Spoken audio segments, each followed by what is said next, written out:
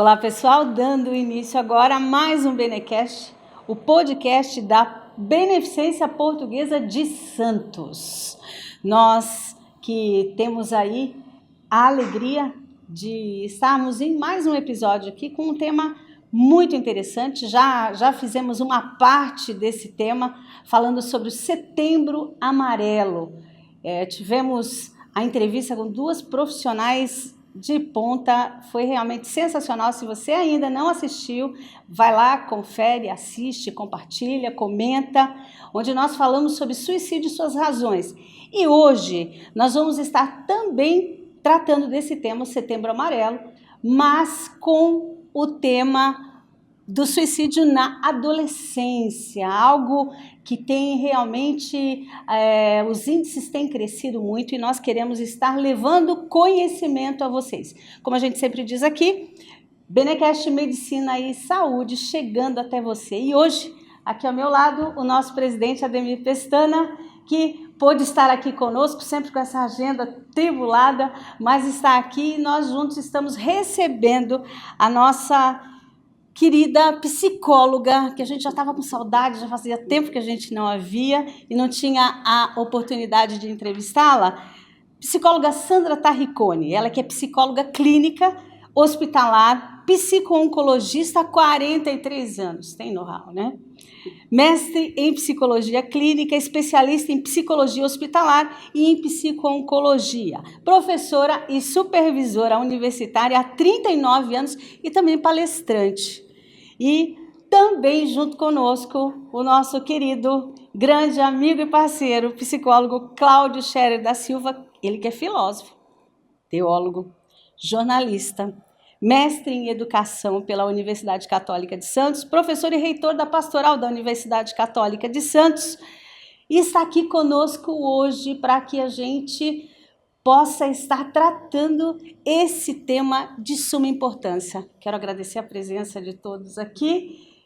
Sandra, muito obrigada. Nós vamos estar abrindo aí esse tema, onde inclusive eu trouxe alguns dados aqui. Nós temos como lema dessa campanha de 2024, eu achei muito interessante o lema, se precisar, peça ajuda. Então, de acordo com a última pesquisa realizada pela Organização Mundial de Saúde, a OMS, em 2019, são registrados mais de 700 mil suicídios em todo o mundo. O número é muito grande.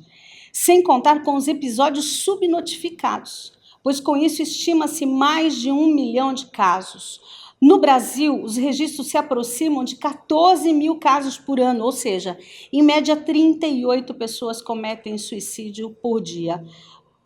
A OMS informa também que mais pessoas morrem como resultado de suicídio do que HIV, malária, câncer de mama. É realmente um tema para se falar em prevenção, para se enfatizar informações, e principalmente se tratando de suicídio que tem acontecido e tem aí alcançado os nossos adolescentes, para que a gente possa estar levando esse conhecimento, falando um pouco, abrindo um pouco esse assunto, para que as pessoas possam ter acesso a respostas que muitas vezes ficam aí no ar. E para nós darmos início a esse tema, Sandra, Cláudio, nós ouvimos falar sobre a violência intrafamiliar, né, que muitas vezes dentro das famílias podem não dar ali a devida atenção às palavras que muitas vezes são lançadas e que, na verdade, fazem tão mal para a alma desses jovens, para o desenvolvimento, muitas vezes não tem a cognição ali necessária para conseguir sair destas frases, como, por exemplo, você não devia ter nascido, você é insuportável, você não serve para nada. Vamos falar um pouco sobre isso, que esses pais, esses jovens que nos assistem aqui, que eles possam ter um pouquinho desse entendimento, partindo aí de dois profissionais aí, a Sandra também com esse conhecimento, tanto tempo ali na Unimes, né, trabalhando com jovens, com essa idade que é tão acometida muitas vezes por essas situações, né? A gente queria te ouvir um pouco falando sobre essa situação das famílias, essa violência intrafamiliar, Sandra, e depois eu queria ouvir o Cláudio. Paula, primeiro quero agradecer o convite, né, de vocês, seu convite, o senhor Ademir também, Pestana. Então, é sempre bom, né, retornar e fazer um tempinho que a gente não se encontrava. E eu também quero parabenizá-la por essa iniciativa de fazer, como nós estamos no Setembro Amarelo, o mês de conscientização e prevenção contra o suicídio, e você ontem gravou com duas excelentes profissionais. Tivemos esse Benecast, foi muito interessante. Eu assisti o programa, achei bem interessante. E você, o que eu chamo de bloquinho, aí o segundo bloquinho. Exatamente. Aí hoje, para a gente poder tratar. Abranger ainda mais o tema. Sim, e aí é uma forma, né, da gente poder chegar mais nas pessoas que estão nos ouvindo, porque tratar da adolescência, tratar do suicídio primeiro já é difícil, ainda mais na adolescência. Então, quando nós falamos do suicídio, que é um tabu, né, é tão pesado. Para você ter uma ideia, eu encontrei com uma pessoa vindo para cá, no meu prédio mesmo. E eu falei, ela falou, elogiou, tá arrumada, tá bonita, né? Eu falei, vou gravar Benecast lá na Benê.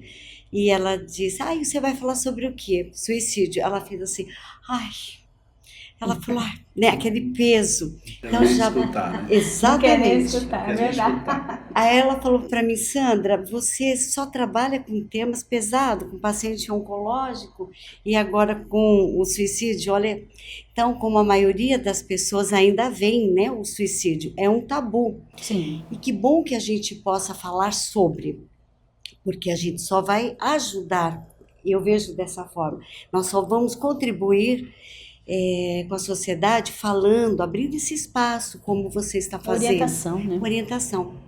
Então, a gente sabe que é um tema que não é fácil, por esse tabu, falar de morte, falar de suicídio. E o interessante também, quando a gente fala no suicídio, é a morte daquela pessoa, né? E tem uma frase do Mário Quintana, né, que foi o nosso poeta, jornalista, e ele fala numa das poesias dele, ele fala que a morte, ela nasceu quando ele nasceu. Porque nós sabemos que todos nós, é inerente ao ser humano. Sim. Que nós vamos morrer um dia. Nós estamos na fila, não sabemos quando.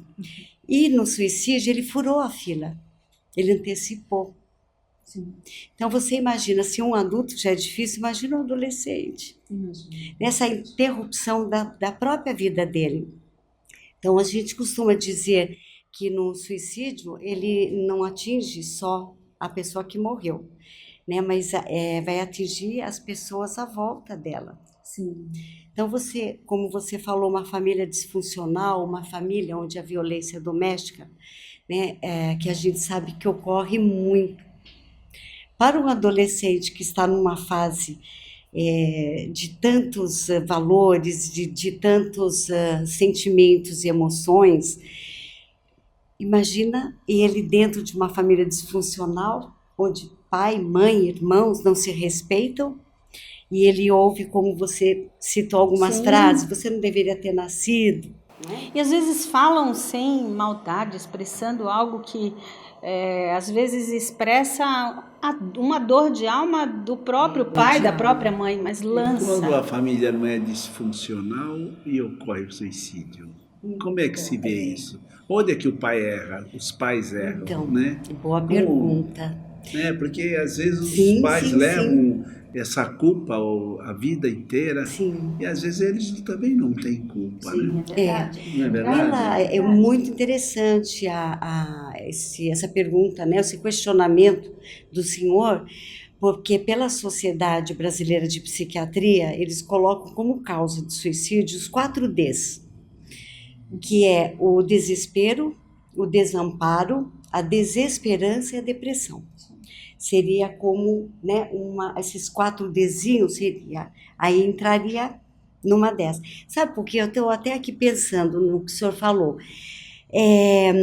Como o suicídio ele é multifatorial, né, e multideterminado, nós não vamos ter uma única causa. Então a gente se pergunta também como psicólogo, numa família que não é disfuncional, onde aquela criança, aquele adolescente tem de tudo, afeto, atenção, né? Quando ocorre esse tipo de situação, o suicídio, a verdade foi embora junto com quem suicidou-se. Nós nunca vamos saber. Eu A vejo verdade dessa vai embora forma. junto. Ela vai embora triste isso, junto. verdade. Então, eu vejo assim, eu já tive pacientes, não pela doença, o câncer, né? Que é a minha área de atuação, mas assim, que o filho, olha que interessante, o filho do paciente era um homem, ele suicidou-se e deixou uma carta. Não aguento ver o seu sofrimento. Ó, e era uma família funcional. O adolescente não aguentou ver o sofrimento do pai. Mas será que aí eu trabalhei com a família essa questão? Imagina o pai que já estava em tratamento, o desespero e a culpa. Mas por que eu fiquei doente? Será que eu não percebi que a minha doença estava afetando? Por isso que a gente trata, né, Cláudia, como um todo, a família junto com o paciente. Então, a primeira coisa que eu faço, que a gente chama de pós-venção, trabalhar as famílias enlutadas, é tirar essa culpa, esse peso, né, é porque a gente se sente impotente. Ai, mas como é que eu não percebi? Porque às vezes a gente não percebe. Às vezes não percebe. Não é, Às vezes Paula? é no silêncio.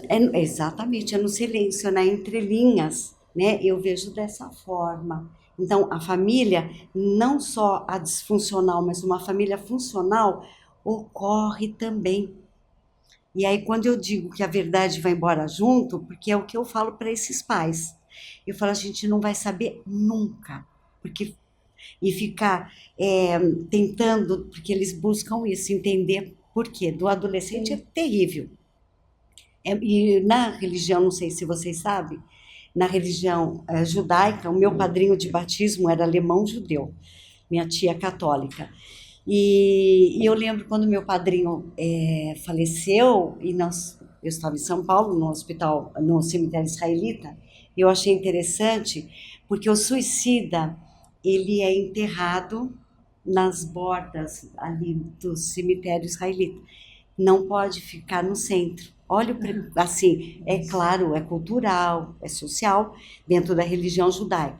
E eu perguntei, né, tem um túmulo de cristal muito lindo. Chama atenção mesmo. Então, por que eles são discriminados? Não é aceito suicídio no judaísmo. Né? Na religião católica também não, né? Eu acho que nenhuma religião, né, Cláudia? Não. Porque é muito, olha como é pesado, né? Como nos evangélicos, né, também. É muito pesado. Mas nós, católicos, não discriminamos, né? Não, eles são enterrados, né, na sepultura da família. Na religião judaica não pode. Eles ficam na borda, eu chamaria de borda, e os suicidas, porque eles não aceitam, eles não são... porque ninguém tem, né, o direito de tirar a sua vida. Mas eu achei tão pesado, tadinhos, né, ficarem assim, falar, tem que ficar junto, porque se ele foi levado, eu penso, se ele foi levado àquilo, porque o desespero Sim, é um muito, desespero de muito só grande. Só quem né? sente. O enfraquecimento dos vínculos familiares promove uma falta de lugar para esse jovem que, de repente, passa a ter essa ideação suicida, Cláudia? Antes de mais nada, parabéns pelo programa. É a primeira vez que eu venho. Morrendo de vontade de vir, mas ela não me chamou para a estreia. Ele não estava entre nós. Só uma coisa que eu acho, querido presidente, o grande Ademir Pestana, é que a gente está fazendo praticamente programas formativos. Não são programas que vão se perder, mas vão ficar guardados como documentos, até recortes da história do momento da medicina, da psicologia, não é, da enfermagem, da nutrição. É impressionante o que está sendo produzido aqui. a beneficência de santos. A beneficência de santos, porque tem muito importante várias. dizer da nossa querida casa aqui no litoral paulista. É verdade. O Cláudio sempre insiste com isso. Olha, beneficência de santos. Para você que está nos assistindo, beneficência portuguesa vir conhecer de santos. a nossa casa também. Eu quero Esse deixar prédio ele feliz, histórico, é o nosso entrevistado. Mas nesses dados aí, Paula, que você está apresentando, já dando continuidade à pergunta, à indagação, a faixa etária de classes sociais, né? Aquelas que se prepararam mais, tiveram uma condição melhor, mesmo financeiramente, o índice de suicídio é menor, por isso, ou a famílias que se amam mais, se gostam mais, também é muito menor, né? Porque ela falou nos 4Ds aí, eu não sabia dos 4Ds aí. Então é interessante isso, né? Porque é uma forma de alerta, né? Às vezes os pais, às vezes por ignorância, né? Acabam não atuando. Como aqui, né? A gente tem a nossa ala SUS e às vezes para se iniciar um tratamento a esse paciente, se percebe que ele está desnutrido. Como é que você vai tratar uma pessoa desnutrida? Vamos nutri-la para depois fazer o tratamento, não é? Então isso ocorre, principalmente num país como o Brasil, né? Que tem esses desequilíbrios, né? Não é isso, Cláudio? Agora acho que é importante a gente pensar a questão da ideia da vida como algo sagrado. Tanto a religião judaica como a religião cristã e mesmo outras religiões monoteístas, elas têm a vida como algo sagrado. A vida do outro, não matar, e também não se matar. Então, a vida é algo que deve ser preservado a qualquer custo. Por isso, daí talvez esse questionamento das religiões com relação aos suicidas, né? Quer dizer, eu não posso tirar a vida de outra pessoa, mas também não posso tirar a minha vida. Então, acho que isso é muito importante a gente frisar, porque senão parece que é um preconceito das religiões. Não, sim. Tem que ser um mandamento, uma limitação, porque senão o ser humano, na sua loucura, nos seus momentos de raivas, de tempestividade, vai tirar a vida do outro, como acontece, por violento impulso, por vingança, por guerra. Então a vida é sagrada. A minha vida também é sagrada, também não posso tirar a minha vida. Então daí vem esta ideia dos cemitérios, que na religião cristã tinha que enterrar fora do cemitério, não podia enterrar. Os judeus na margem, né, por esta ideia da vida como algo sagrado. E talvez aqui, querida Paula, tenha um ponto interessante da gente pensar. A nossa sociedade não valoriza mais a vida, nós estamos banalizando a vida. Né? Então nós estamos banalizando. Eu me lembro, eu conto para todo mundo, não sei se o senhor lembra, mas antigamente os assaltantes, eles eram respeitosos. Eles chegavam e diziam: olha, eu quero a sua aliança, eu quero o seu brinco, mas eu não quero te fazer mal. Eu não quero te fazer mal, não vou te fazer mal. Uma ética pela vida. Agora não, agora eles te matam e não roubam nada. É o prazer de matar, é o prazer de tirar a vida do outro. Mas a gente vai vendo que temos uma sociedade que não valoriza mais a vida. E aí, logicamente, vai chegar também no indivíduo. Que valor tem a minha vida? Será que eu tenho algum valor nessa sociedade? E aí a questão que a Paula perguntou, a questão dos vínculos familiares. Quando eles estão desestruturados, e hoje nós vivemos uma época em que as famílias estão desestruturadas, então este momento da vida humana, que é a adolescência, que é um momento precioso, que precisa do resguardo, que precisa de uma atenção maior, se não estão ali aqueles que têm a obrigação, o dever de cuidar, então a pessoa pode sofrer influência de todos os meios. E hoje a internet, ela é algo que influencia de uma forma muito negativa. Até porque apresenta padrões que são inatingíveis. Exatamente. Ou programas, como nós tivemos aquele negócio da baleia azul. Sim. Ou os 13 porquês, ou 12 porquês, eu nunca sei se é 12 ou 13 porquês da Netflix, aquela série. Naquele período, eu me lembro que nós tivemos dentro da universidade 5, 6 suicídios. Coisa que nunca tivemos dentro da universidade. Absurdo isso. Não é? Então esses jovens... alarmantes mesmo. Mas a internet aqui, essa questão da tela, tem sido algo assim bastante provocativo, né? O que fazer?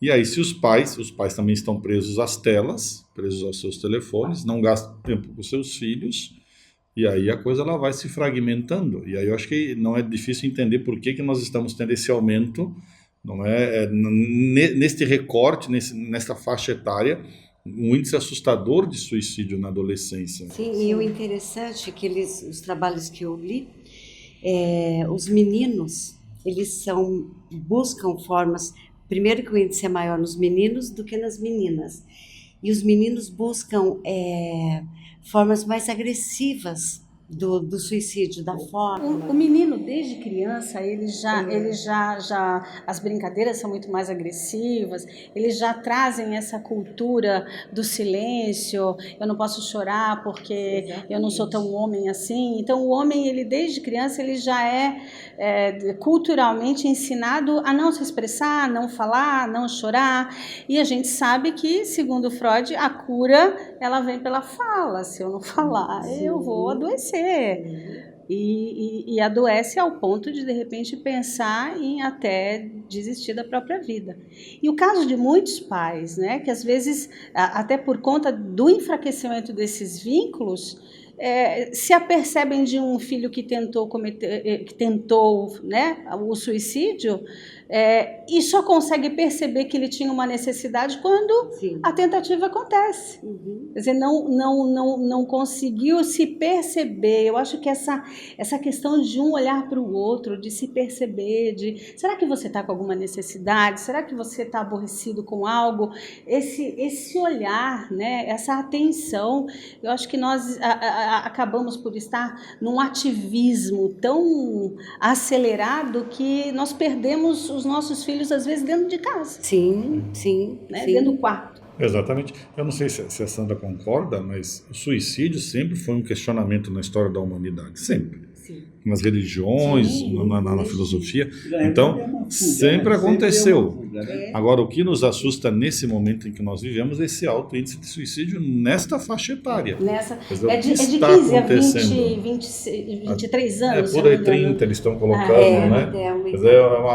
É muito preocupante essa questão. E até o menorzinho, né, os de 10, né, pela Sociedade Brasileira de Pediatria, eles começaram em 2019 a fazer um trabalho maior, orientando os pais, porque os de 10 a 14 anos nessa faixa etária aumentou 16%, de 4 anos para cá. Então, aquela criança de 10 anos, que é uma criança de Sim. 10 anos, o autoflagelo, né? E começam a se cortar. Então, há indício de que alguma coisa não está bem, porque não é saudável. Sim.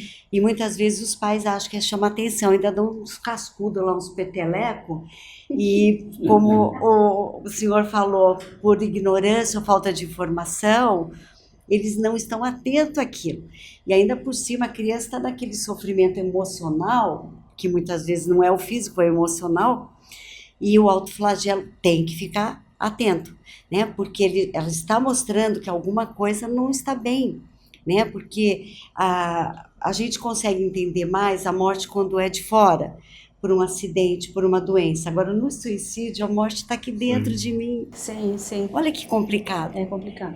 Então, né, o Cláudio, ele colocou para nós a psicologia, ou os filósofos, teólogos, então a gente sempre, é um tema que fascina, porque você olha uma pessoa e fala, meu Deus, mas o que a levou? Ela era brilhante. Agora, tem um fator interessante, Paulo, se você me permite, para o adolescente, a vergonha. Eles são tímidos. Então, é o relato, não sei se o Cláudio também concorda, é a menina que teve uma relação sexual pela primeira vez e escondida dos pais, mesmo que nossa sociedade estamos caminhando, né, por uma forma mais livre da escolha da iniciação sexual para os nossos jovens, mas ainda tem um peso em muitas famílias. Sim. Até para evitar uma doença venérea, né, um sexualmente transmissível ou uma gravidez. E eu tive uma amiga que a filha dela tentou, não chegou a completar o suicídio. Ela tinha 13 para 14 anos. E teve relação sexual com o namorado e o pai descobriu, ficou muito bravo, ela pulou da janela. E isso em São Paulo, essa amiga, mas caiu em cima, tinha que não, né? Ela foi tentar furar a fila, mas não conseguiu. Caiu em cima de uma laje, alguma coisa, mas ficou tetraplégica. E o relato dela, eu lembro, isso daí foi no começo dos anos 90, fui visitar essa amiga, ficou transtornada. E a menina falava, mas eu tinha muita vergonha de olhar para o meu pai. Ai, aquilo doeu tanto, né? E é uma família funcional, uma família de alto poder aquisitivo, econômico, família muito conhecida. E a menina, né, hoje ela tem, eu acho que ela já tem uns quase 50 anos. E ela ficou tetraplégica porque no desespero pulou a janela, com medo que o pai fosse brigar, né? Então, o adolescente, ele tem muita vergonha e a culpa por não corresponder à expectativa dos pais. Eu acho que é um dos fatores também pesados, né? Me veio uma questão agora, talvez a Sandra possa ajudar e a Paula também e o Ademir. Eu não sei, eu acho que nós deveríamos diferenciar um pouquinho o suicídio dentro da história e o suicídio nesse momento que nós estamos vivendo. Porque se nós também percebermos, quando nós nos debruçamos sobre o suicídio, do Carmo se debruçou, qual que é o suicida verdadeiro e aquele que faz por desespero, que talvez ali no momento se arrependeria e não teria como voltar. Sim. Não é? Isso que é um questionamento interessante, porque eu vou me tirar de tantos andares, eu chego no 19º andar, chego no 14º, me arrependi, mas não tenho como voltar. Sim. E aquele que de fato quer tirar a sua vida, esse é o suicida verdadeiro. Então, quantos desses nossos jovens hoje em dia fazem por desespero, completo de um dos Ds, né? Completamente desesperança. Talvez se tivesse uma ajuda, se tivesse uma família mais vinculante, se tivesse mais proximidade, não faria. Também. As drogas hoje em dia, não é? Então acho que nós estamos vivendo um momento muito diferente, eu acho, de falar de suicídio. Então, infelizmente, não é mais aquele suicídio como nós vimos ou estudávamos na década de 90 do século passado, por 80. Reputação, por vergonha. Exatamente.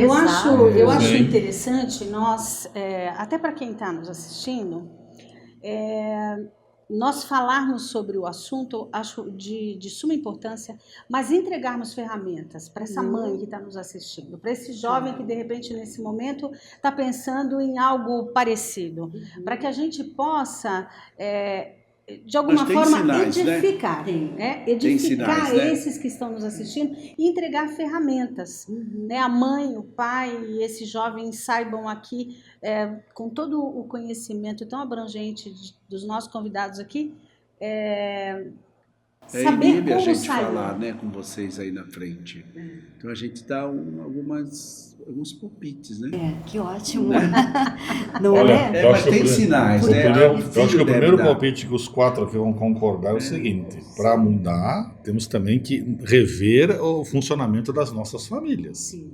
Pais presentes ou pais ausentes? Estou me dedicando demais ao meu trabalho, à minha carreira. O que é ser presente, Cláudia? Ser presente é aquele que cuida, não é? Eu acho uma coisa muito importante. Nós tivemos pais que trabalharam. Quem cuida, eu também concordo. Nós tivemos pais que trabalharam aqui, sim, mas nós entendíamos que aquele trabalho do pai era para trazer a comida para dentro de casa, que meu pai e minha mãe não estavam fugindo de mim, eles iam trazer o sustento. Cuidar é exatamente estar atento às necessidades afetivas, materiais, é estar ali com o olho, com atenção, é gastar a energia com o outro. Acho que isso é muito importante a gente entender. Resume que o OMS fala sobre saúde. Agora eu posso cuidar do meu trabalho, eu posso cuidar da minha carreira, eu posso gastar minha energia, meu tempo, o melhor de mim com a minha carreira. Muitos pais fazem isso e oferecem para os seus filhos restos. E daí vem aquela história que nós psicólogos gostamos, não é importante a quantidade, importante a qualidade. Mentira! Também concordo. O importante é a quantidade de tempo que eu passo com meu filho. Não adianta eu passar 12, 13, 14 horas no meu trabalho, com a minha carreira para o meu ego, e depois oferecer 10, 15, 20 minutos ali. Vamos afunilar, eu acho muito importante o que você está falando. Vamos afunilar um pouquinho. Nós vamos aí caminhando para uma diminuição muito grande da população, principalmente no Brasil. Se calcula do ano 2050 nós termos aí quase 30 milhões de pessoas a menos, né? A sociedade também, ela coloca claramente talvez a responsabilidade, ou as pessoas não querem assumir tanta responsabilidade como um filho. Acho que é uma das maiores responsabilidades ter um filho, e se prende até a animais, né? Então é essa mudança que tem que ser analisada. Sim. Não que não é bom, não é legal você ter um cachorro, eu tenho dois, né? Mas às vezes está substituído porque fala, não quero dar o passo porque eu tenho medo disso, né? É aquela coisa também. E essa coisa do brasileiro também, meu filho é independente, eu vou ser independente. E às vezes não se dão nem com a família.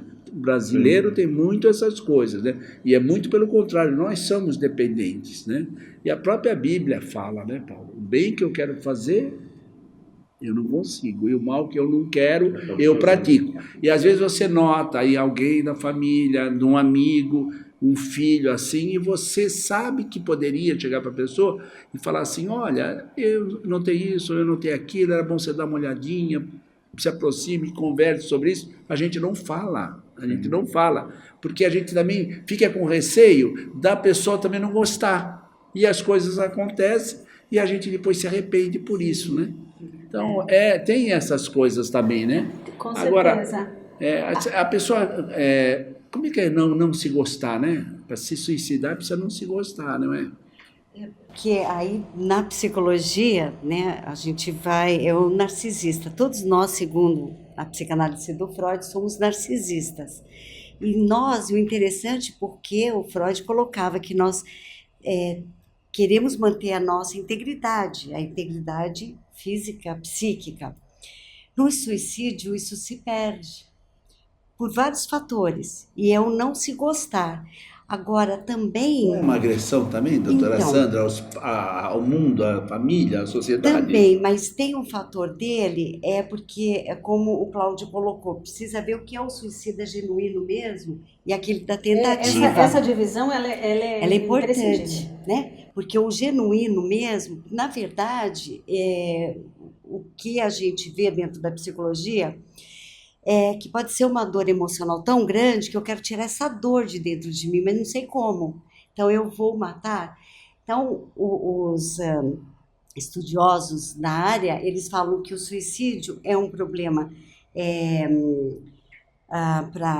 como se diz, irreversível para uma situação que ela pode ser mudada, mas você não tem volta, como o Cláudio falou. Uma vez eu conversando com um bombeiro, eu tive uma ex-paciente, estudante, que a família me chamou e ela falava, chama a professora Sandra. Meu Deus, cheguei, aqui numa rua aqui de Santos, tava os bombeiros, foi horrível, a menina pendurada na sacada. E eu chegando como se eu fosse a salvadora, né? E eu entrei aquela família chorando, os avós, e ela falava, eu quero, no caso adolescente, né? Ela tinha 18 anos, então tinha um amor não correspondido. E ela falava, eu quero tirar essa dor daqui, porque o menino não tinha descurtido ela, já não queria mais estar com ela. Agora, veja, ela já vinha em um acompanhamento psiquiátrico antes, então tinha alguns fatores, essa é a genuína, tem que ficar atenta. Como você disse, até para quem nos assiste, né? Sim. Eu viria assim, alguns alerta para os pais, para os educadores, isolamento social, ficou muito tempo dentro, o adolescente gosta, né, Cláudio, de ficar dentro do quarto, curtindo tablet, internet, música. Isolado. É saudável? Porque ele está numa fase de identidade mesmo, né, identidade sexual, de identidade social, pessoal. Mas deixar os amigos e ficar só dentro do quarto, então tem que ficar atento, E aí, como é que estão as coisas? Porque o adolescente ele passa por essa fase de irritabilidade, depressão, os hormônios, né, hormonal, uma fase hormonal também, daqueles amores, é muito vulnerável aos pais quando brigam com ele, vai, seu vagabundo, vai estudar, ou vai trabalhar, a cobrança muito grande. Então, quando você tem eles colocam que pode ser um gatilho, né? Que pode acontecer, Sociedade Brasileira de Psiquiatria. O isolamento social, esse mutismo, eles se fecham e não se abrem. Uhum. Tá, mas por quanto tempo ele não tá? Afastamento da família, a família é tudo, né? A família não é no seio de Abraão. Esse isolamento, na verdade, só contribui para uma ideação suicida ainda maior, né? Isso, exatamente. Então, é uma pergunta que eu ia, inclusive, fazer para vocês. Que atividades podem ajudar a afastar ideias suicidas? o que a gente pode deixar de conselho para quem está nos assistindo, porque a gente está indo para o final, para que a gente... Vamos ter que voltar e dar continuidade, que vamos delícia. Ter que voltar, porque o assunto é tão... muito abrangente. Paula muito está abrangente. apresentando tão bem que eu nem quero me pronunciar, mas eu acho que se eu tivesse na minha residência assistindo esse programa, eu gostaria de até falar assim, mentalmente eu iria perguntar por que não perguntam para eles assim, se não tem um diagnóstico, por exemplo, né? A gente vai ao médico, o cardiologista, o médico pede aquele exame e tal, aí você vai, acompanha, né? Aí você fica olhando assim o médico, ele olha aí e fala assim, siga a sua vida, tranquilo, que isso aí no coração o senhor não tem nada. Como seria para os pais ter um diagnóstico, ou ter um caminho de que esse suicídio não iria acontecer na sua família? Teria alguma coisa assim? Alguma história assim que podia passar? Meu querido e amado presidente, antes da doutora Sandra, que é muito mais sábia, responder, foi ótima. Mas eu acho que é uma questão muito importante, eu acho que é uma questão determinante. Quem conhece a sua cria são seus progenitores. Quer dizer, não adianta o senhor levar o melhor psiquiatra, a melhor psicóloga, que sempre será um recorte daquele momento. Não, assim, uma dica assim, então, se o pai, se o pai e a mãe são presentes, eles conhecem a cria deles. Então precisa ser presente. Nós temos que resgatar a presença, o núcleo familiar. Já temos a resposta. Acho que é muito importante. Isso é uma ferramenta, exatamente o que a gente estava falando. Nós precisamos deixar nesse episódio aqui as pessoas munidas de ferramentas. Olha, eu assisti aquele programa e eu tive ali uma direção e eu sei o que eu vou fazer. Repensar minha convivência familiar. Estou muito grudado no celular. E o pai e a mãe, os progenitores conhecem sua cria. Quer dizer, não vamos precisar nem de sinais e sintomas. Vamos dizer, olha, vai levar direto aqui para a beneficência portuguesa, vai dizer, por favor, meu filho não está bem. Eu sei que meu filho não está bem, porque eu conheço ele. Ótimos neurologistas. Ótimo, e o excelente psicólogo também. Psicólogos, então, é o que temos aí de melhor, né? Mas eu penso, só para complementar, acho que o que o Cláudio colocou é isso mesmo. Os pais, muitos pais falam, eu não percebi. Não, eles perceberam, mas não acreditaram. Eu acho que a formação, você comentou, Paula, e o Cláudio falou do cuidar, né? Eu acho que os pais são os cuidadores mesmo. Eu vejo como a tarefa de pai e mãe é muito bem definida. Você vai alimentá-los, você vai dar formação, é tarefa. Agora, o cuidar é muito além disso, é abrir, olhar com o coração, com sentimento e ver que eles não estão bem.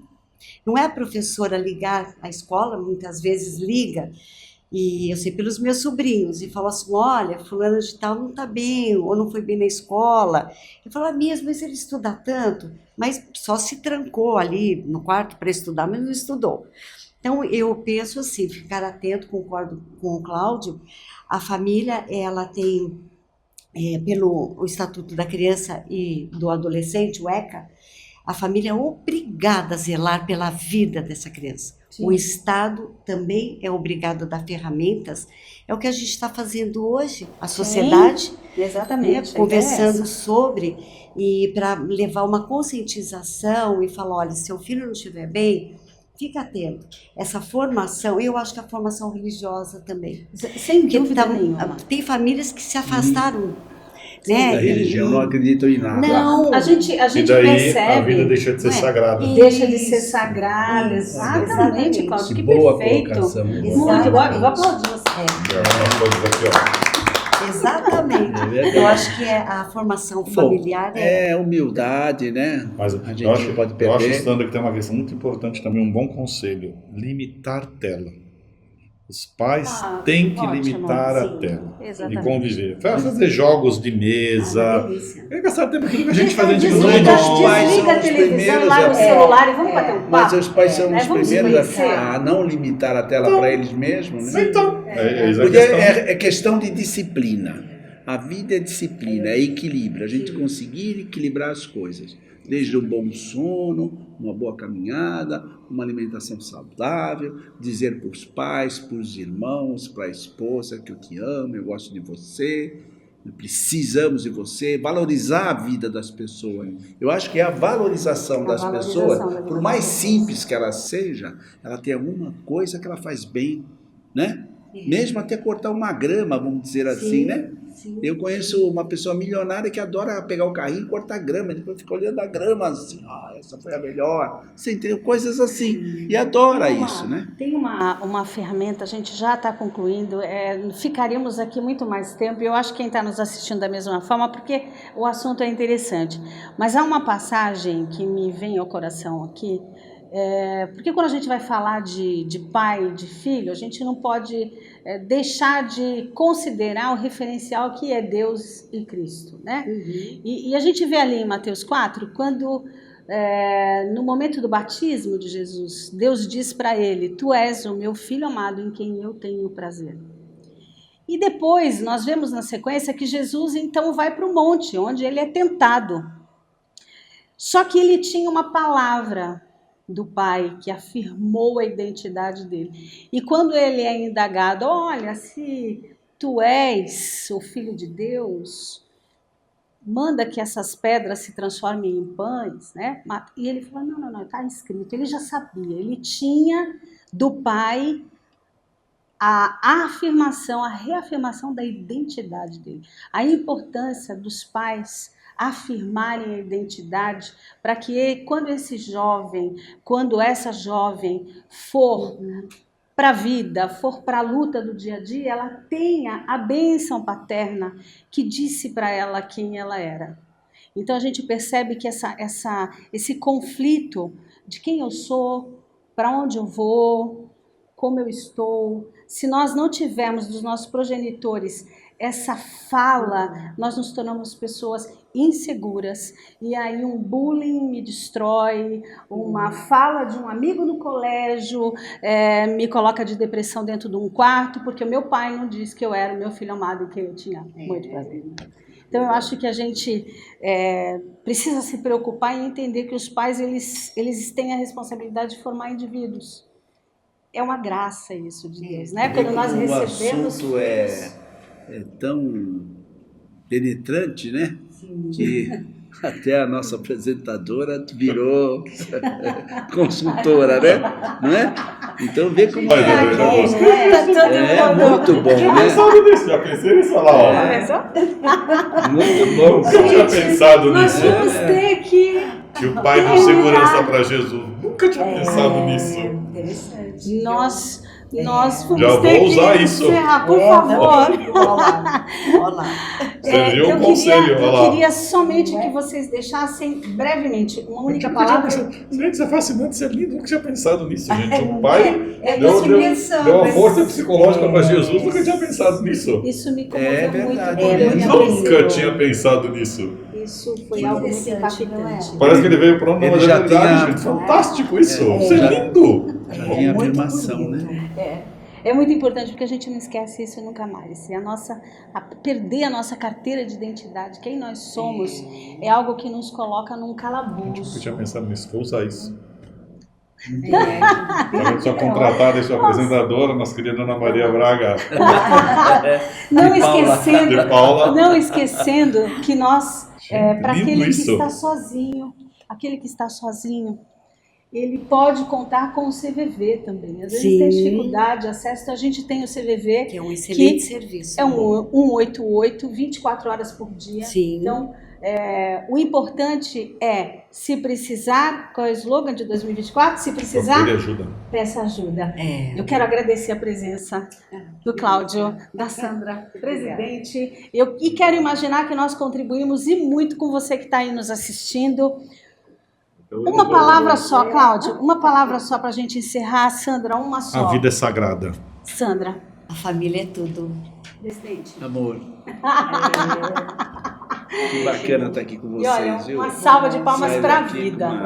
Porque o momento aí terminou para mim. Benecast, medicina e saúde chegando até você. Tchau, tchau.